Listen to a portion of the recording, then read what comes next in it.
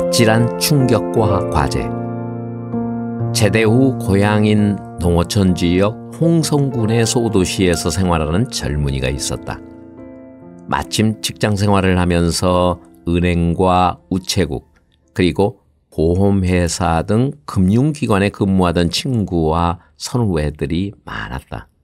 따라서 점심시간과 퇴근시간에 맞추어 청약서를 들고 예고 없이 사무실에 방문하여 최소 24개월만 계약 유지해달라면서 매달림은 물론 전형적인 영업 마케팅의 방법인 선물은 물론 술과 음식 대접으로 밀어대는데 관공서에 근무하던 입장에서 냉정하게 거절도 못했다. 결국 5개사의 8종의 상품의 본세대원이 4인으로 구성하여 청약한 총 수량이 얼마나 되겠는가. 상상은 이 글을 읽는 사람의 자율에 맡기겠다. 그러나 문제는 계약 이후 보험증권이 우송될 때마다 전업주부인 아내가 먼저 받다 보니 그때마다 아내의 입에서 반복되는 말. 또 보험 계약했구나. 월급쟁이의 한정된 수입의 생활을 어떻게 하라고 자꾸 보험을 계약하는 거야. 라고 잔소리를 듣곤 하였다. 나는 그때마다 우매 기죽어 깽깽깽깽 신세였다. 이렇게 생활하던 중 지난 2000년 내가 불의의 교통사고 피해를 보아 척수 손상의 중증 장애인이 되어 직장에서 면직되었다. 가족의 도움도 없는 실태로 경제적으로 어려움을 겪고 있을 때 아내의 잔소리를 들으며 계약 유지하던 보험이 6종 있었는데 상품별 보험금을 청구받아 비록 다세대의 빌라이지만 내 집 마련 자금의 보탬이 되었으며 생계 유지는 물론 자녀 양육 및 교육과 재활치료비 등의 큰 도움을 받아 생활하고 있다. 당시 우리나라에 38개사의 각종 보험회사가 운영되고 있으나 계약자가 보험 사고가 발생했다고 약관의 내용대로 보험금을 지급하는 경우가 많지 않는 현실이 아쉽다. 특히 거액의 보험금은 대개 지급 거절에 따라서 법정 분쟁이 필연적이다. 따라서 보험 계약자는 설계사와의 관계보다는 자신에게 필요한 담보를 선택함과 자신이 계약한 보험의 증권 내용을 이해할 수 있는 지혜의 눈이 필요한 것이다. 대한민국의 모든 국민이 설 연휴의 시작으로 행복감에 도취하여 있을 때가 2002년 1월 30일이었다.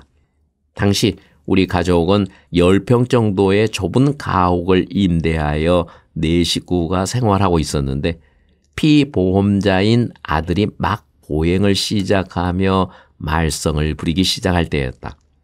나는 불의의 사고로 척추 손상의 불완전 마비 상태로서 거동이 불편하여 내 관리도 못하고 있는 실태에서 함께 놀아주지 못함은 물론 아내의 부업 일거리가 방 한 구석에 널려 있었다. 그런데 아내가 아이 모욕을 시키고자 물을 끓여놓은 곳으로 아이가 뒤뚱뒤뚱 걷다 그곳에 넘어지면서 양손을 목욕물 속에 짚어 양손과 팔에 2도 화상을 입게 되는 불행스러운 일이 있었다. 깜짝 놀란 우리 부부가 물속에 엎드려 있는 아이를 꺼내었다.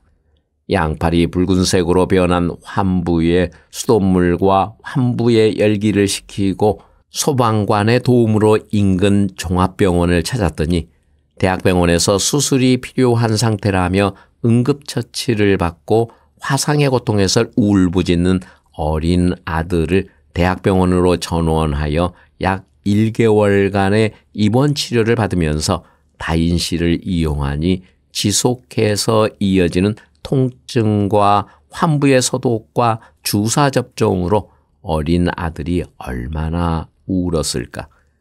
급기야 다른 환우와 보호자들이 너무 운다는 등 따가운 눈총과 면박을 견디다 못해 독실로 이전하고 어린 나이에 장장 6시간에 걸친 변연절제술을 받고 300만 원 가량의 치료비를 신용카드로 결제하고 퇴원하여 보험금을 청구하니 화상치료비, 수술비, 입원금 등의 보험금을 받아 갚았던 어려웠던 시간을 잊을 수 없다.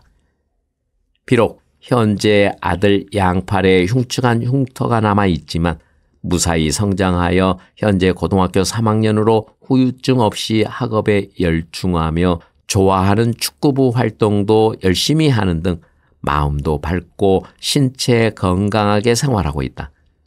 한없이 귀엽고 고마우며 미안하기만 한 즈문둥이가 어느덧 대학교를 졸업하고 공무원 임용 준비를 하고 있다. 언제부터인가 아들이 아빠, 나 공군 장교가 되고 싶은데 비행하면 수술 부위가 넓어 터진다는데 공군은 못 가지 않나요? 하는 말을 종종 들을 때마다 부모의 부주의에 대한 죄책감이 앞서면 물론 앞으로 흉터 제거 수술을 해줘야 하는 숙제에 대한 이중의 고통을 느낀다. 그래도 그때 화상 부위가 얼굴 부위가 아님에 감사할 따름. 생각만 하여도 아찔하지만 다행이라고 위안으로 삼았다. 또한 만약 보험과 인연이 없었다면 경제적 소득이 없었던 우리가 그 막중한 치료비를 어떻게 감당했겠는가. 따라서 우리 부부는 모두 감사하며 다행이라 생각하며 현재에 만족하며 생활하고 있다. 다만 앞에서 언급한 바와 같이 모든 보험회사에서 판매한 상품의 신의와 사랑의 실천을 기대하면서 글을 맺는다.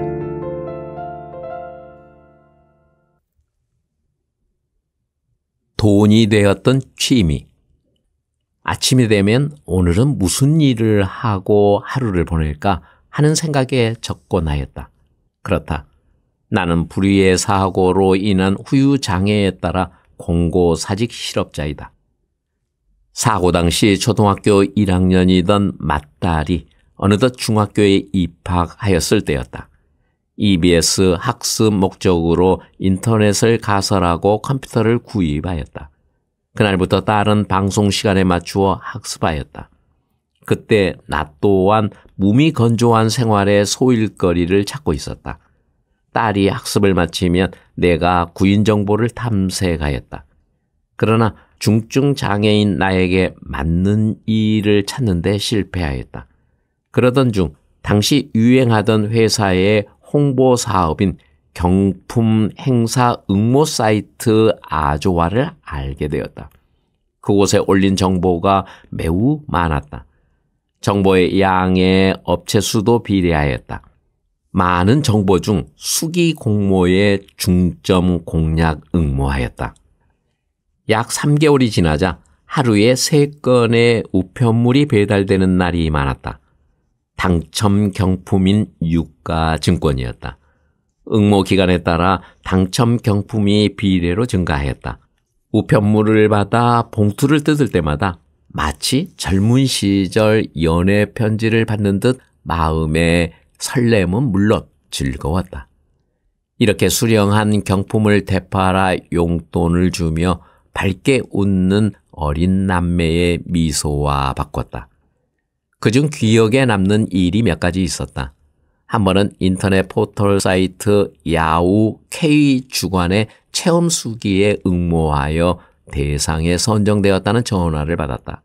며칠 후 지정 계좌로 100만 원이 입금되었다. 첫 고려치고 결코 적은 금액이 아니었다. 마치 늦잠에 취하여 꿈을 꾸는 듯하였다. 이것이 활력을 얻는 계기였으며 매진하게 된 원인이었다. 뿐만 아니라 서비스가 세계 최고 항공사로 유명한 에어 F의 주관 이벤트에 응모하였다. 그 결과 유럽 5개국을 여행할 수 있는 항공권에 당첨되었다. 그러나 신체적 여건으로 해외여행은 나에게 큰 모험이자 무리였다. 또한 당시 경품의 소비자 가격에 대하여 정확히 기억이 안 난다. 다만 당시 우리 가정 1년 생활비를 웃도는 금액이었다. 내 이야기를 듣던 아내가 토끼 눈으로 거실에 우두커니 바라보는 모습이 떠오른다. 그 소비자 가격의 22%를 소득세로 납부해야 한다. 큰 부담이 아닐 수 없었다. 며칠을 고민 끝에 경품 수령을 포기하였다. 기타 소득은 매년 5월 홈택스를 통하여 종합소득 신고를 하면 환급받는 세법을 뒤늦게 알게 되었다. 초보 시절의 아픈 경험이다. 2008년을 기점으로 큰 경품을 내놓는 회사를 찾을 수 없었다. 정확한 원인은 알 수 없다. 아마 사업체의 지출에 비하여 홍보 효과가 낮음 때문 아닐까 조심스레 추측해 본다. 8년간 국세청에 세무 신고하면서 유지하였던 취미 생활을 마무리하게 되었다. 그동안 유가 증권으로 배부르던 책상 서랍이 15년째 비어 먼지가 가득 쌓여 있다.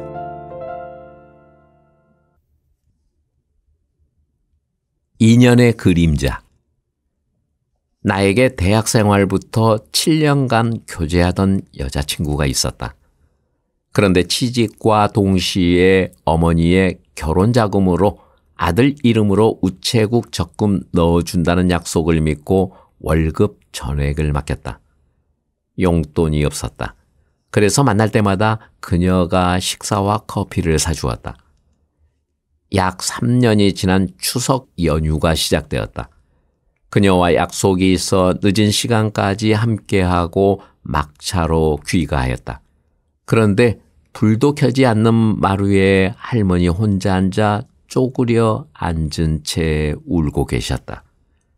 알고 보니 어머니께서 전신마비 증세로 병원으로 후송되었단다. 즉시 의료원으로 달려갔다. 마침 검사가 끝났다. 그러나 응급의사가 지주막하 출혈이라며 대학병원으로 전원을 강력하게 권하였다. 그래서 택시로 천안 순천향대를 경유하여 연세대 병원에서 개두수를 받으셨다. 그때 아버지께서 병원비 도움을 청하시기에 어머니가 관리하고 있다고 말씀드리고 알아보았다. 약속과 달리 S보험회사에 당신 명의로 적금을 유지하심을 발견하였다. 더욱이 보험회사 적금의 피보험자는 질병 등의 담보가 없다. 그래서 재활치료를 못 받으셔서 거동도 못하시는 상태로 퇴원하셨다.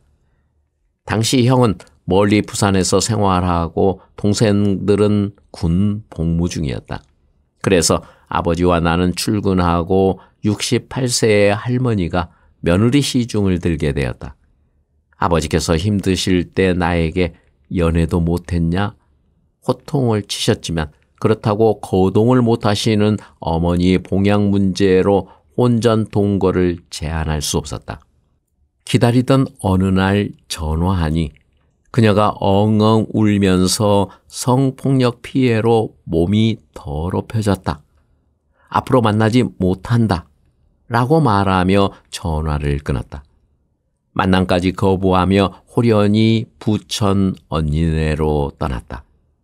나의 가정 여건에 따라 오지랖 좋게 그 7년간 긴 세월 그림자되어 나를 따르던 여인의 상처와 고통을 외면하고 말았다. 다른 인연이 되어 부모님을 봉양하던 중 형의 귀향으로 2년 만에 분가하였다. 새로운 삶에 젖어 잊고 생활하던 중 대학 동기를 방문하여 그녀를 만났다며 현재 개인 택시 5대를 운영하는 운수 사업자와 결혼하여 잘 생활하고 있다는 이야기를 전해 듣고 행복한 삶을 기원하며 생활하고 있었다. 그러나 어려운 생활을 겪을 때마다 나도 모르게 문득 생각이 떠오른다. 아직까지 아쉬운 마음이 지워지지 않았나 보다. 그러던 중 아내까지 뇌경색 후유증으로 인근 의료원에서 재활치료를 받던 어느 봄날이었다. 아내가 병실에서 10분 정도 먼저 나가자 하는 말에 지하 재활치료실 복도 의자에 아내와 나란히 앉아 대화하며 대기하던 중 10보 앞 엘리베이터의 문이 열림에 반사적으로 바라보았다. 이상 기온의 탓인가 아직 4월이거늘 라일락꽃같이 소복한 미소 띤 중년 여성이 시선을 고정하고 내 이름을 들리지 않게 반복적으로 시읍조리듯 부르며 다가오고 있었다. 28년이란 넓은 시간의 강을 건너 만났다. 무척 반가웠다. 그러나 중증의 장애인으로 변한 나의 모습을 직접 대면하고 얼마나 아팠을까 하는 생각이 들었다. 그리고 치료 중인 아내가 옆에 있는데 상처가 되지 않을까 걱정이 앞섰다. 짧은 시간 많은 생각으로 머리가 혼잡했다. 무엇보다 신체적으로 많이 변한 나 자신이 부끄러워 도망치고 싶은 나의 앞에서 자신의 생활을 열심히 브리핑을 하면서 내 마음은 예전과 같은데 너는 왜 이래? 라는 물음을 던지고 떠났지. 그 후 2, 3주 지났을까? 아르바이트 하던 딸이 계단 이동 중 실족하였다. 응급수술 목적으로 순천향대학교 부속병원에 입원한 첫날, 칼국수 먹고 싶다는 딸을 데리고 저녁 식사를 마치고 돌아오던 중 간호사의 호출 전화를 받은 딸이 링걸 거치대의 도로를 구르는 둥근 바퀴 소리를 남기며 멀어짐을 들으며 인도에서 상위 포켓에 있는 담배를 꺼낼 때였다. 가까이에서 언니, 왜 자리를 바꾸자고요? 하는 젊은 아가씨의 볼멘 음성이 들리기에 머리를 들어 바라보았다. 약 5m 앞 택시 승차장에서 뒷자리에 먼저 탔던 여성이 밖으로 나오면서 아가씨가 안쪽으로 타세요 라는 말을 하는 그녀의 얼굴을 마주하자 중국 이솝 우화의 첫사랑 실패 고통을 못 이겨 유체 이탈하여 첫사랑을 찾는 창녀가 내게 나타난 것인가 하는 착각과 동시에 놀라운 마음으로 아무 말 못하고 바라보고 있었다. 그녀가 택시 문을 닫자마자 나의 앞을 스치듯 지나는 택시를 아쉬운 마음에 강력한 시선으로 유리가 뚫어지라 보았으나 짙은 일광욕을 뚫지 못하자 체념한 마음으로 피우는 희뿌연 담배 연기에 묻혀 눈앞이 아롱거렸다. 긴 기간 즐거운 추억의 수에 고통이 비례된다 하였던가? 그동안 추억 못 잊어 양자물리학의 기본 원리로 끌어당김이 나의 오래된 습관일지라도 이렇게 부자연스럽고 경직된 만남을 기대하지 않았다. 또한 그동안 반복적 상처에도 현재까지 기억하고 외면하지 않고 다가오면 고맙다. 이제는 더는 아파하지 말고 건강하고 행복이 가득한 삶을 기원한다.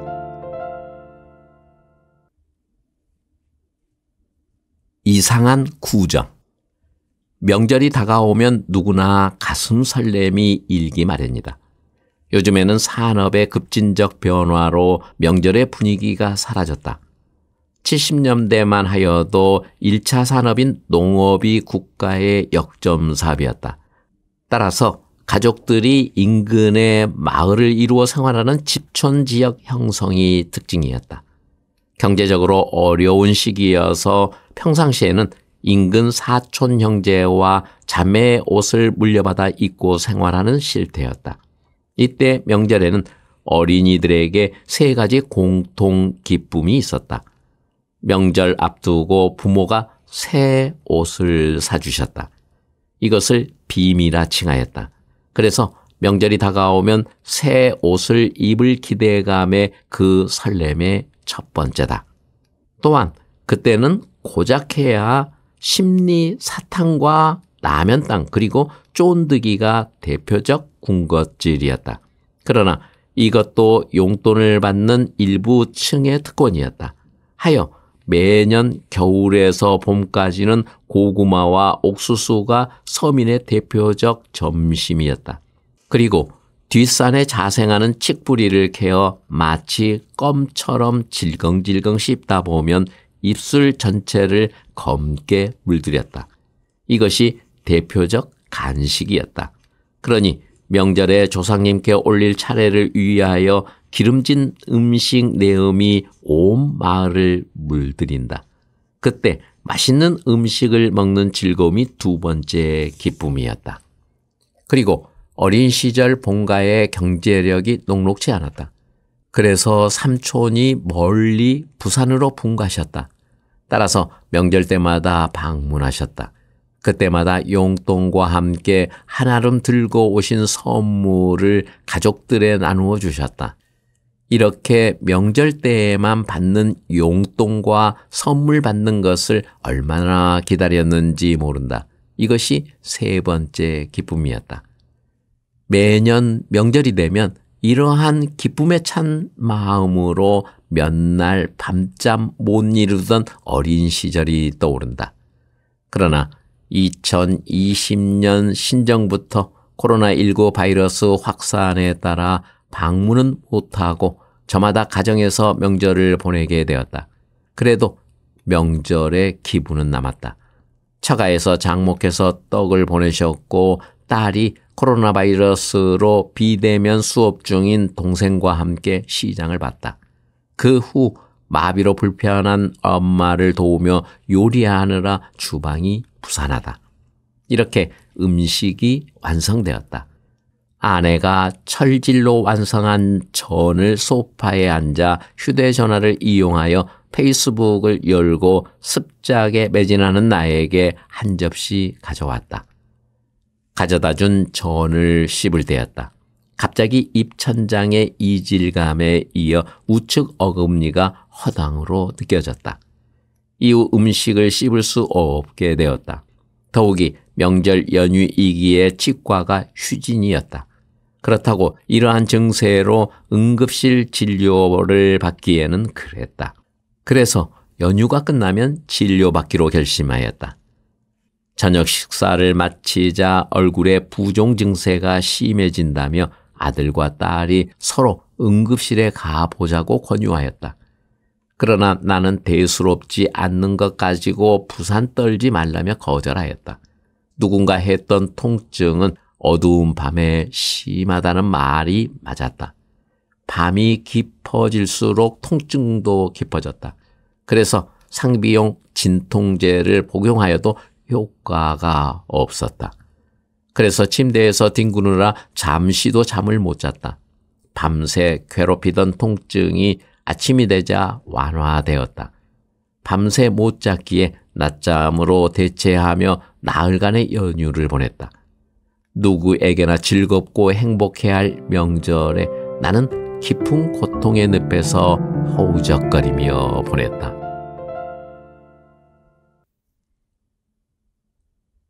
고마운 선물.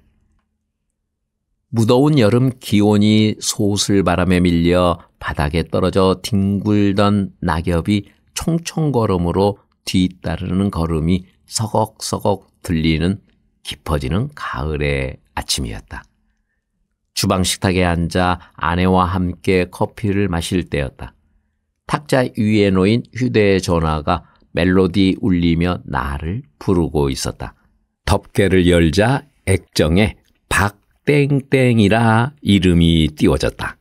그는 중학교 동창으로 홍성읍 사무소에 근무하는 친구다. 내가 보행장애로 지팡이에 의존해 길을 걸을 때 대개 운전에 집중 또는 무관심으로 지나기 일쑤이다. 이러한 현상은 학창시절 절실한 친분 관계가 없는 한 같을 것이다. 그러나 이 친구는 도로에서 나를 발견할 때마다 차창을 내리고 나의 이름을 부르며 손을 흔드는 반가운 친구다. 그러나 내가 거동 불변에 따라 많은 시간이 흐르는 동안 모임 혹은 개인적으로 만난 적이 없다. 그래서 나는 친구의 이름을 잊었다. 만날 때마다 미안하였다. 하여 먼지가 가득 덮여 누렇게 빛바랜 중학 시절 졸업 앨범을 뒤적여 그 친구의 이름을 찾았다. 그 후 더욱 친근하게 지내고 있다. 어느 날은 친구가 일하던 중 쏟아진 밤을 모았는데 집에 있지? 지금 가는 중이니 잠시 기다려 하며 전화를 끊었다. 즉시 출입문을 열고 나갔다. 친구가 벌써 도착하여 손에 하얀 비닐봉지를 들고 서 있었다. 그 봉투를 나에게 건넨 친구는 나 바빠서 맛있게 먹어 라는 말을 남긴 채 뒤돌아갔다. 비닐을 열어보자 서너 대 보이는 쌍둥이 알밤들이 옹기종기 모여 있었다. 또 다른 비닐에는 한 마리의 생닭이 독탕에서 모욕하려는 듯 홀딱 벗은 알몸으로 깊은 잠에 빠져 있었다. 저녁 때가 다가오자 친구가 주고 간 닭을 다루느라 아내의 손길이 분주하다. 담백하고 얼큰한 닭볶음탕 요리가 완성되었다. 온 가족과 맛있는 식사를 하며 반주를 한잔하는 즐거운 시간이었다. 새로운 발. 이는 우리의 삶 주변에서 흔하게 볼 수 있다.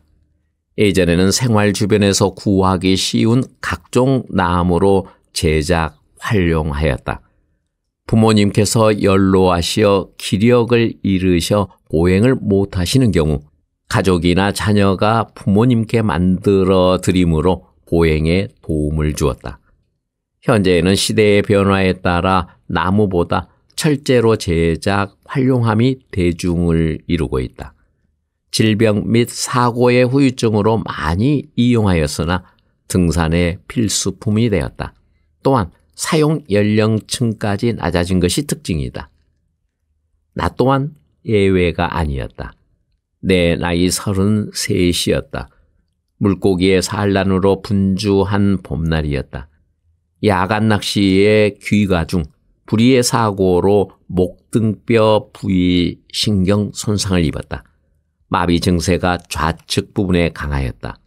지지력이 약하여 두 발짝도 앞으로 나가지 못하고 바닥에 쓰러지곤 하였다. 어제까지 내 의지대로 뛰어다녔는데 하루아침에 나의 몸이 나의 의지를 배반한 것이다. 한마디로 독립적 보행을 못하게 되었다. 그 후 6개월가량 휠체어로 이동하며 재활치료를 받았다. 얼마의 시간이 흘렀을까? 병 간호하시던 아버지께서 메이드 인 코리아 로고가 붙어 있는 검은색 철제 지팡이를 사오셨다. 그러면서 열심히 노력하여 빨리 걸으렴 하시며 나의 손에 쥐어주셨다. 7개월의 긴 시간 입원의 고통을 뒤로 던지고 그 지팡이를 짚고 퇴원하였다. 이렇게 나에게 또 하나의 발이 생긴 것이다.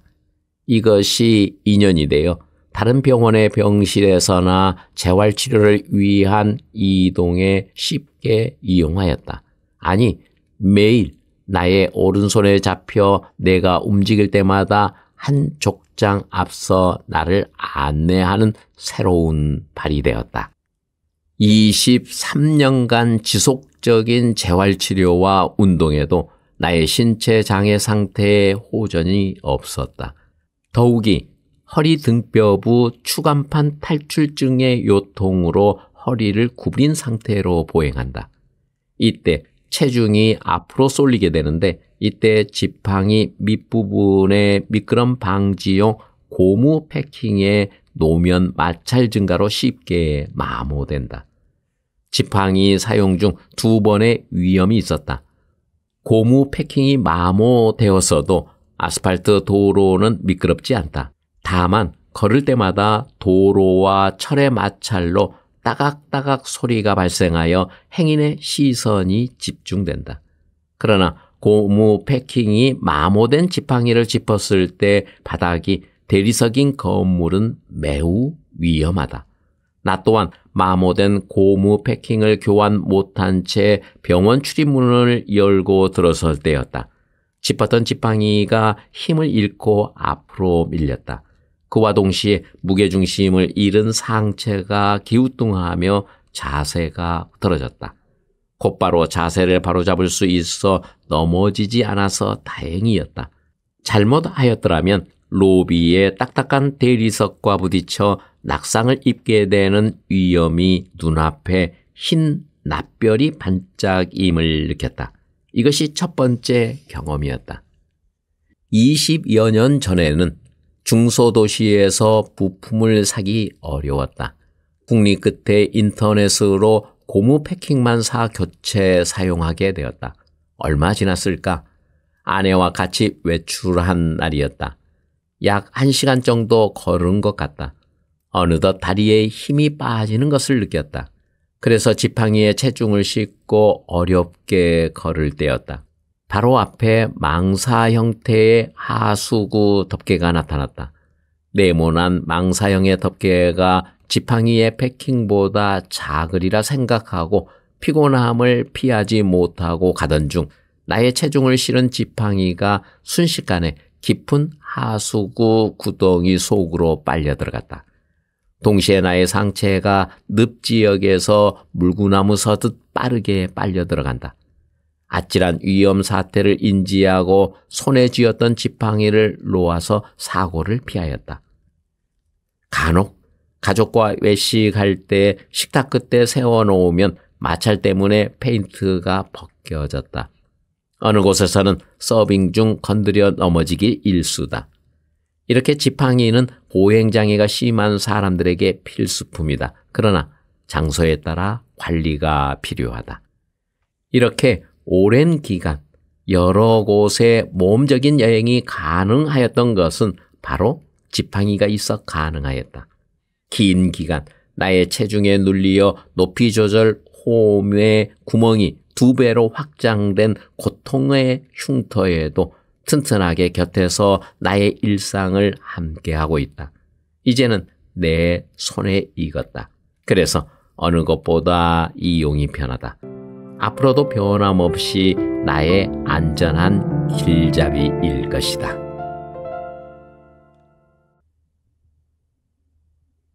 안녕하세요. 책 읽어드리는 집사 백종환입니다. 추억의 길. 장애인으로서의 일상이 자연스럽게 묻어있는 에세이집이지 않았나 싶습니다. 이 책의 저자 박철한 작가님은 불의의 사고로 장애인이 된 이후 자신의 일상과 생각을 정리한 에세이집이라고 합니다. 추억의 길 에세이집 전체 53꼭지의 글 중 단 6꼭지의 글로 박철한 작가님의 세계를 모두 전해드리지 못한 아쉬움은 있지만요. 글의 내용이 참으로 담담하고요. 순수해 보이고 인간적으로 느껴집니다. 그래서 말인데요. 박철한 작가님의 정서를 더 공유하고 싶으시다면 책 한 권 구입하셔서 조용하게 읽어보시길 권해드립니다. 감사합니다.